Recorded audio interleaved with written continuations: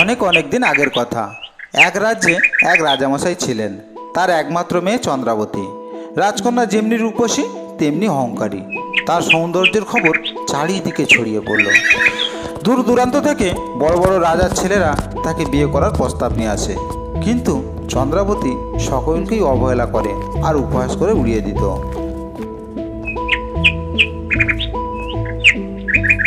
শেষে রাজামশাই হুকুম দিলেন, দেশের যত রাজপুত্র আছে সকলকেই ডেকে মস্ত সভা করো। আমার মেয়ের যে রাজপুত্রকে পছন্দ হবে তার সঙ্গে আমি তার বিয়ে দেব। তখন খুব জমকালো সভা তৈরি করা হলো। অনেক রাজপুত্ররা সেখানে এলেন। কেউ ধনী, কেউ বলবান, কেউ বিদ্বান, কোনো গুণই কম নয় কারোর মধ্যে। রাজপুত্ররা মনে মনে বলাবলি করছে, আজ আমারই জয় হবে, রাজকন্যা নিশ্চয়ই আমাকেই বেছে নেবে। আমার রূপ আর বীরত্বের তুলনা নেই, কন্যা আমাকেই বর হিসাবে মেনে নেবে। দেখি আমার ভাগ্যে কি আছে। কিন্তু চন্দ্রাবতী যখন রাজসভায় প্রবেশ করলেন তখন তার চোখে কেউই ধরল না।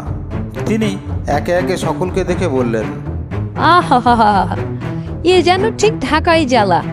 এত মোটা মানুষ আমি জীবনে কখনো দেখিনি। এ তো কালো। না না না না না, এ তো কালো নয়, এ একেবারে কয়লার কার্তিক। ওরে বাবা, এ তো আবার তাল বাতার সেবাই। এক ঝটকা দিলেই হাওয়াতে উড়ে চলে যাবে। এরপরে তার চোখ গিয়ে পড়ল এক রাজার দিকে। তার দুটি ভুরু স্বাভাবিকভাবে উঁচু আর বেঁকা। জয় হোক, জয় হোক, রাজা বেকা ভুরু জয় হোক।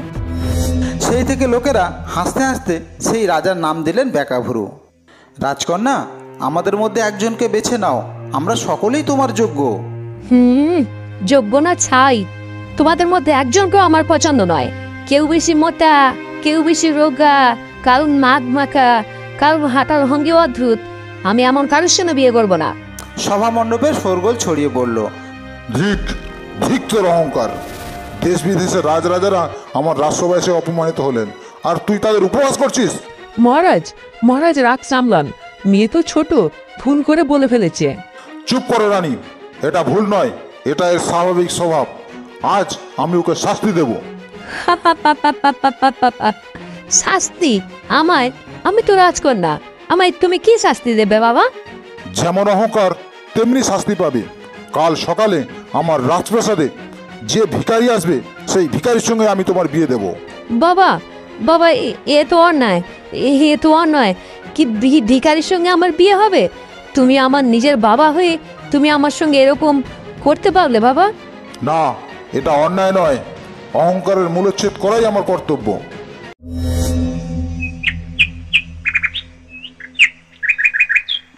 পরের দিন রাজবাড়িতে এক ভিখারি ভিক্ষা করতে এলেন। মহারাজ, মহারাজ, আমাকে কিছু ভিক্ষা দিন। নিশ্চয়ই নিশ্চয়ই আমি তোমাকে ভিক্ষা দেব। আমি আমার মেয়েকেই ভিক্ষা হিসাবে তোমাকে আমি দেব। বাবা বাবা, তুমি কি বলছো? আমি কি ভিক্ষার বস্তু? চুপ করো, তোমার অহংকারের শাস্তি আমি তোমাকে দেবই দেব। এই ভিখারিকেই তোমার বিয়ে করতে হবে। সিপাহী, যাও পুরুত মশাইকে ডেকে আনো।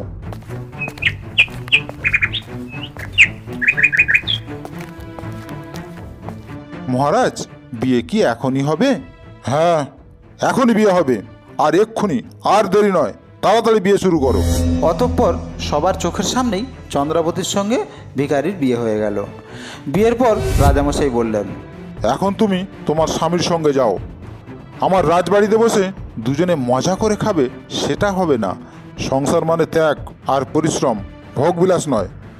বাবা বাবা, আমাকে তুমি এইভাবে বিদায় দিচ্ছ বাবা? যা হবার তা হয়েছে মা, এখন তোমার স্থান তোমার স্বামীর পাশে, যাও। অবশেষে চন্দ্রাবতী ভিখারির সঙ্গে রাস্তায় বের হলো। ভিখারি আগে আগে হাঁটছে আর চন্দ্রাবতী তার পিছনে পিছনে চলছে। ধীরে ধীরে তারা রাজধানী ছেড়ে অনেক দূরে চলে এলো।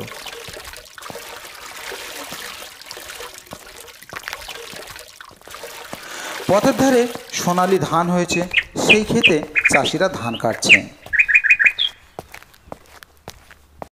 ভাই, এসব ধান ক্ষেত কার? এসব রাজা বেকাভুরুর। আহা হা হা, তখন যদি ঠাট্টা না করতাম তবে এত ক্ষেত আমারই হতে পারত।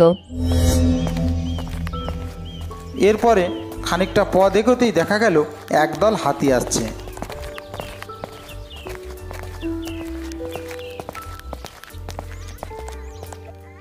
ভাই, ও ভাই, এ হাতি কার? রাজা বেকাবুড়ুর হাতি এগুলো।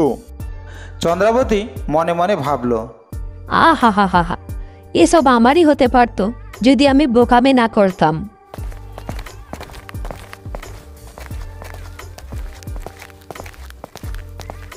তারপরে তারা এক বিশাল রাজবাড়ির সামনে এসে দাঁড়ালো। চন্দ্রাবতী বিস্ময়ে তাকিয়ে রইল সেই রাজবাড়ির দিকে। হায়, এমন রাজবাড়ি আমি কোনোদিনও দেখিনি। আমার বাবার রাজবাড়ি এর কাছে তো কিছুই নয়।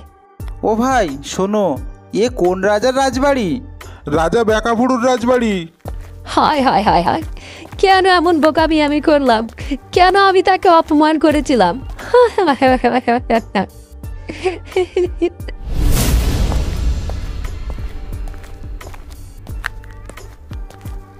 তারপরে হাঁটতে হাঁটতে তারা এক কুঁড়ে ঘরের সামনে এসে দাঁড়ালো। রাজকন্যা ভাঙাচোরা কুঁড়ে ঘরটার সামনে দাঁড়িয়ে অবাক হয়ে বলল, এটা কি? এটা তো ঘরের মতো দেখাচ্ছে বটে, কিন্তু এতে আবার মানুষ থাকে নাকি? হ্যাঁ, এটাই আমার বাড়ি, আর এখানেই তোমাকে থাকতে হবে। রাজবাড়ি ছেড়ে এখন আমাকে এই কুঁড়ে ঘরে থাকতে হবে? এই যে ভেবেই আমার মরতে ইচ্ছা করছে। যা হবার তা হোক, এখন আর ভাবনা কি, এখন এটাই আমাদের ঘর। চাকর বাকর কই? কেউ কি নেই এখানে? চাকর বাকর আবার কোথা থেকে আসবে? তোমাকেই ঘরের সব কাজ করতে হবে। কি? আমাকে? আমি কখনো এসব কাজ করিনি, আর এসব কাজ আমি করতে পারবো না। না না, ওসব কথা বললে হবে না, এখন যাও, তাড়াতাড়ি রান্না চড়াও, খুব খিদে পেয়েছে। ঠিক আমার ভাগ্যের, রান্না যে কেমন করে করতে হয় আমি তো তাও জানি না। সে উনুন ধরাতে গিয়ে ফুঁক দিতে দিতে ধোঁয়ায় চোখ মুখ লাল করে ফেললো, কিন্তু উনুন ধরাতে পারলো না। দেখি সরো, ঢের হয়েছে, তুমি দেখছি একেবারে অকর্মণ না। তুমি এরকম আমাকে বকছো কেন? আমি তো চেষ্টা করছি। আচ্ছা আচ্ছা আচ্ছা, কেঁদো না কেঁদো না কেঁদো না, আজ আমি রান্না করি, তুমি দেখে শিখে নাও, কাল থেকে কিন্তু তোমাকেই সব করতে হবে। আমার রাজবাড়ির দিনগুলো মনে পড়ছে, সেখানে সব ছিল, অথচ এখানে কিচ্ছু নেই। ওসব ভুলে যাও, এখনকার জীবনটাই সত্যি, রাজবাড়ির কথা ভেবে আর কোনো লাভ নেই। পরের দিন ভোর না হতেই ভিখারি চন্দ্রাবতীকে ডেকে তুলল। ওঠো ওঠো, আর কত ঘুমাবে? ওঠো, কাজকর্ম নেই নাকি? ওঠো। আহ, কাজ? আমি তো কোনো কাজ করতে পারি না গো। আমি কি কাজ করব? না, এমনি করে চলবে না দেখছি। তাহলে এক কাজ করো, তুমি রোজগার করো, আর আমি ঘরের কাজ সামলাই, আর যেটুকু সময় পাবো সেটুকু সময় আমি ভিক্ষা করব।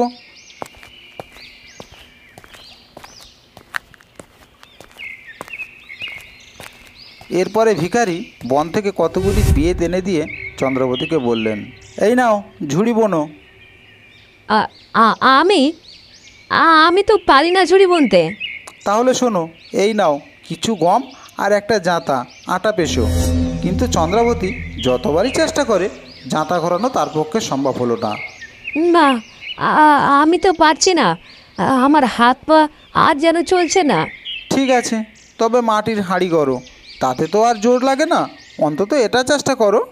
বেচারি চন্দ্রাবতী অনেক কষ্ট করে কয়েকটা হাঁড়ি গড়ল, কিন্তু সবটাই ব্যাঁকা চোরা আর ঢ্যাবড়া হয়ে গেল। এই ঢ্যাবড়া হাঁড়ি তুমি বাজারে বিক্রি করে এসো, অন্তত কিছু দাম তো পাওয়া যাবে। এরপরে হাঁড়ি গড়তে গড়তে সব সোজা হয়ে যাবে।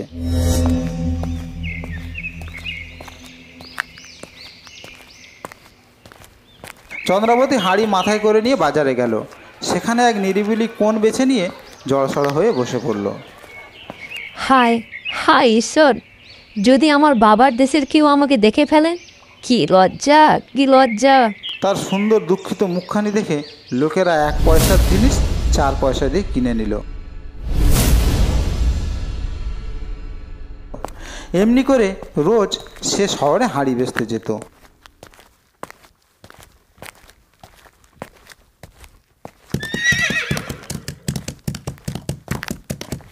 একদিন হঠাৎ করে একটা ঘোড়া ছুটে এসে তার হাঁড়ির উপর দিয়ে চলে গেল, আর সমস্ত হাঁড়ি ভেঙে গেল। ও হু হু হু, হায় হায় হায়, আমার হাড়ি, আমার হাড়ি, আমার সব হাড়ি ভেঙে গেল, হায় হায় হায় হায় হায়। এখন আমি কি করি? আমি খালি হাতে কি করে যাব? আর খালি হাতে গেলে ভিখারি আমাকে কি বলবে? বাড়ি ফিরে গিয়ে সে সব কথা ভিখারিকে খুলে বলল। কেন, রাস্তার মাঝখানে হাঁড়ি নিয়ে বসতে তোমাকে কে বলেছিল? একটু সরে বসতে পারলে না? চন্দ্রাবতী চুপচাপ করে কাঁদতে লাগলো। তখন ভিখারি আবার বলল, যাক, আর কাঁদতে হবে না, তোমার দ্বারা দেখছি কোনো কিছু হবে না। আমি তোমার জন্যে রাজবাড়িতে একটি কাজ ঠিক করেছি, সেখানে তুমি বাসন মাজার ঝি হবে। কি কি বলছো? আমি রাজবাড়িতে কাজ করব? কেউ যদি আমাকে চিনে ফেলে তো? চিনুক আর না চিনুক, ওসব ভাবলে হবে না, বাঁচতে হলে কাজ করতে হবে। এসো, আমি তোমাকে নিয়ে যাচ্ছি। তারপরে ভিখারি চন্দ্রাবতীকে রাজবাড়িতে নিয়ে গেল।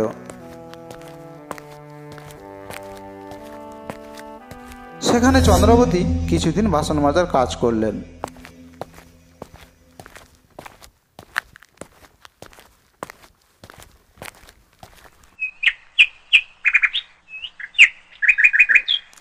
একদিন রাজবাড়িতে হুলুস থুলুস পড়ে গেল যে ওই রাজ্যের রাজার বিয়ে।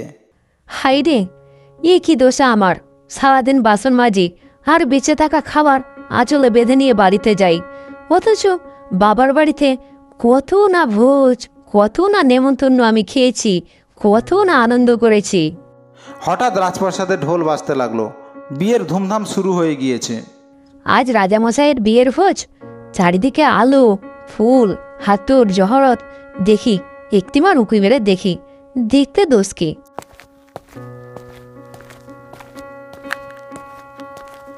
সে কাজ সেরে চুপি চুপি দরজার কাছে এসে দাঁড়ালো।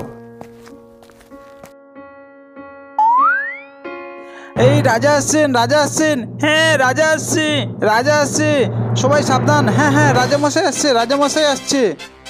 রাজা এসে দরজার পাশ দিয়ে ঢুকতে যাচ্ছিলেন। রাজকন্যা ভয়ে জড়সড় হয়ে দেয়ালের সাইডে সরে গেলেন। এখানে দাঁড়িয়ে কেন? ভিতরে এসো। না না, আপনি আমাকে ছেড়ে দিন, আমি এখানে থাকতে পারবো না। সে প্রাণপণে পালাতে চাইল। ঠিক সেই সময় তার আঁচলে বাঁধা খাবারগুলো মাটিতে ছড়িয়ে পড়ল। উরে বাবা, ই তো ভিখারির বউ নাকি? এটো খাবার লুকিয়ে নিয়ে যাচ্ছে। হায় হায় হায়, হায় ভগবান, হায়, এখনো আমার প্রাণটা কেন বেরিয়ে যাচ্ছে না? কেঁদো না, কেঁদো না রাজকন্যা, আমিই সেই ভিখারি, আর আমাকেই তুমি বিয়ে করেছো। তোমার অহংকার ভাঙার জন্যে আমি ভিখারি সেজেছিলাম। এখন তুমি সব শিখেছো, তুমি বদলে গিয়েছো, আজ থেকে তুমি আমার রানী। স্বামী, স্বামী, আমি অপরাধ করেছি। আমি আমি তোমায় চিনতে পারিনি। আমাকে তুমি ক্ষমা করে দাও, আমাকে তুমি ক্ষমা করে দাও স্বামী। আমি তোমাকে অবজ্ঞা করেছি, অপমান করেছি, আমাকে তুমি ক্ষমা করো। অপরাধ? অপরাধ নয়, এ শুধু শিক্ষা। অহংকার থেকে বিনয়ী হয়ে ওঠাই তোমার আসল রূপ। ওঠো, ওঠো রাজকন্যা, আজ থেকে তুমি আমার পাশে থাকবে রানী হয়ে। তারপরে রাজামশাইয়ের কাছে খবর পাঠানো হলো। রাজামশাই আর রানীমা তাড়াতাড়ি রাজপ্রাসাদে এলেন। মা, মা চন্দ্রাবতী, আজকের তোকে দেখে আমার খুব ভালো লাগছে রে মা, খুব ভালো লাগছে। তুই আমার সেই অহংকারী মেয়ে আর নেই, তুই সত্যিকারের মানুষ হয়েছিস মা। রাজামশাই, আপনাকে অনেক ধন্যবাদ আমার মেয়েকে ঠিক পথে আনার জন্যে। ধন্যবাদ দেওয়ার প্রয়োজন নেই মহারাজ, চন্দ্রাবতী সত্যিই খুব ভালো মেয়ে। আজ থেকে ও আমার রানী হয়ে আমার পাশে থাকবে আর আমার রাজকাজে আমাকে সাহায্য করবে। তারপরে সেই অহংকারী রাজকন্যা আর অহংকারী রইল না। সে বিনয়ী, শান্ত এবং প্রজাদরদী হয়ে উঠল আর সুখে বসবাস করতে লাগলো।